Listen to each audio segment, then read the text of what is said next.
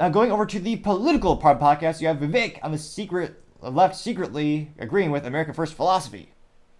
And again, I was going to say I am by no means a exceptional speaker. However, if you click the subscribe button, it may very well help with my speaking ineptitude. So I can't help but notice there's been a modicum of difference between the first couple episodes all the way up to now, where the more subscribers that we've gained, the less mistakes I've made. Granted, some might argue it's just a modicum of improvement, barely any at all. However, I would argue it's still there. You might have to squint a little bit or skip over some frames a little bit, but I would argue it's still there. So if you click that button again, I would greatly appreciate it, because trying to get to 4,000 by the end of February. I know some pilot once said, some might say that's impossible, but a wise pilot once said, never tell me the odds. Now again, going to Vivek's tweet on X Twitter, he says, quote, "It's striking how many of my left-leaning friends chaff at the American First MAGA label, yet quietly agree we need to stop funding pointless wars, seal the southern border, take care of our veterans, reduce government bureaucracy, and increase American energy production," unquote. And within a day, they got about 700,000 views and 22,000 likes, which, again, I think a part of it is also framing.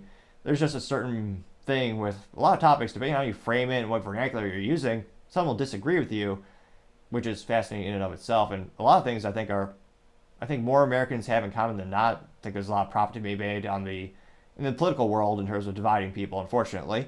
But there are a lot of things where, excuse me, you would think a lot of people are really thinking we should probably have some type of border. Not just for humanitarian sakes, because right now people are suffering and unfortunately passing away because of the methodologies that the cartels and everyone is using to cross the border and make that trip, but also economically, that there are a lot of upsides to protecting a country. But depending on your frame it, some people might accuse you of being heartless. There's a cliche political argument as all this time. Now going to the comments here, one of the first ones comes from Paul Zuzupa. He says, quote, leftists are becoming increasingly at odds with their narratives and the realities of what those narratives do. The clearest example is how sanctuary cities are begging for the border to be addressed now that illegals are flooding their cities. Elections have consequences. I quote, getting 226 likes. Luke Zaleski, our favorite contrarian here, which, again, I realized a little back, the reason he's one of the first people that repeated responses is because I follow his profile. And, well, he's pretty much the antithesis of most of my ideologies and my ideals. It is, again, consistently a contrarian thought train when it comes to these type of comment sections. So I always want to try to keep it as interesting, have multiple perspectives. So that's why I keep having his comments brew to the surface, so to say. Now, Zaleski again says, quote, "This is also about an appeal to an anecdotal fantasy.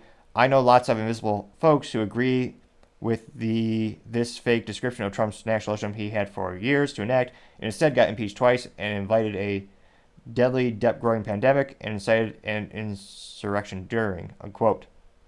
That did, might not have come of intelligence. That did get 33 likes. Going down to other comments, let's see here. Dave Benner says, quote, "This guy had it right the whole time." I believe it is a clip of Rand Paul. I got 229 likes. Honest Safe says, quote, "No one wants to be associated with MAGA, not even a lot of conservatives. The MAGA movement is no longer about American first principles," unquote. That did get 205 likes, which, interesting perspective. I don't know. I thought Trump was leaning into that and gaining more political traction because of that. Again, maybe it's confirmation bias, but I don't know. I think it actually is gaining more traction when you look at the people who are running for office and their political rhetoric and the methodologies that they're using. I don't know. I think that actually would be increasing their odds right now. But again, let me know in the comments if you think differently. Woke GDP says, quote, "I'll be on the record. The MAGA American First movement could be looked back upon as one of the greatest humanitarian movement in the history of humankind. When America is great, the whole world gets better," unquote, getting 44 likes. Eric Pitsy says, quote, "America First label is used by media and leftists to insult and degrade people. When the average American wants no new U.S. wars, secure borders, smaller government, and less government control in their lives, also to invest trillions spent overseas to be spent on U.S. soil," unquote, getting 17 likes. Which again, I hear people on the left and the right saying we spend a lot, just a preposterous amount of our money overseas assisting other countries, when famously, as Trump said in one of his campaign videos a while back, we can't even get a road fixed. which, yeah, there's some truth to that. So I think that type of resource allocation to other countries is resonating with, I think, many Americans, not just left and right. We'll do one or two more here. Right Angle News Network says, quote, their America-hating leaders have manipulated them into believing that being American first is a bad thing. The leaders place everything before the United States and the citizens of the United States that call the United States home. Getting 53 likes. Do one or two more here.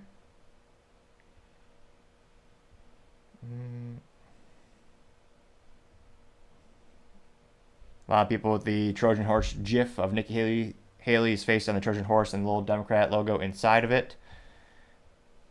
So again, over a couple contrarian posts, but overall overwhelming support. It'll be interesting to see, does Trump kind of lean into that methodology, that rhetoric, and how many more people will that really resonate with in order for him to realistically have a shot? I mean, most of the polls are starting to favor Trump more and more and more, but as I always say, time shall tell. Thank you, everyone, for taking the time to tune in today. Again, I'm trying to get to 4,000 subscribers by the end of February, so click that button. I greatly appreciate it. Also, leaving a thumbs up or thumbs down or a comment is a great way to give me some additional feedback, letting me know how I can make the show better and better. Lastly, don't forget to take the time to tell your family, tell your friends, tell your coworkers, heck, tell your enemies, tell anyone and everyone. Just stay safe, fight the good fight.